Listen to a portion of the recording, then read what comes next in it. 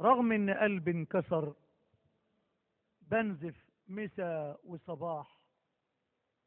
رغم ان ليلي طول ونواح يعز نواح. يا مصر حقك علينا، مجرم وطالب سماح. الشاعر عبد المطلب الشرقاوي، اهلا بيك معايا وبرحب بيك. يا اهلا وسهلا يا فندم. كلمني بقى النهارده عن مشاركتك بايه. انا كنت مقدم وشاعر في مونديال الاذاعه والتلفزيون، في ندوه شعريه تتبع شعبه المبدعين العرب. يا ترى النهارده شاركت بايه بقى؟ ايه الشعر اللي انت شاركت بيه؟ انا شاعر عاميه وشاعر فصحى، بأجيد الاثنين. شاركت باشعار رومانسيه واشعار وطنيه. طب ماشي، ممكن تقول لنا حاجه من اللي انت مشارك بيها في المسابقه؟ أنا اتكلمت النهاردة عن خذيني معك، ألقي رحالي بأضلعك، وتوسديني في الغداة وفي العشي كمخدعك، وتحدثي أو فاصمتي فإن قلبي يسمعك. خذيني معك. هل انت شايف ان الشعر مظلوم في الفتره الحاليه؟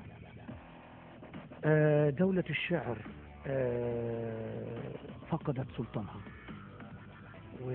وذلك بسبب الظروف الاقتصادية الصعبة اللي بيمر بها الوطن.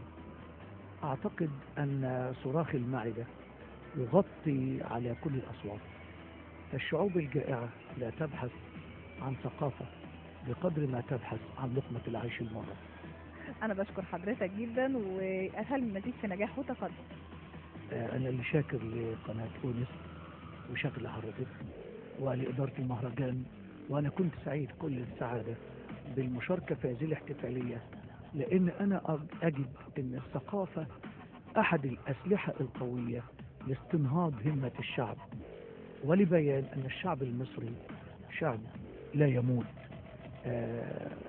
وهو كالأشجار تموت واقفة. ودايما أنا بقول الشعب اللي عمل هذه الثورات واللي كافح هذا الكفاح حري به أن يعيش وأن يتقدم. جدا لحضرتك. بعت القضية والهوية والوطن، فبأي دين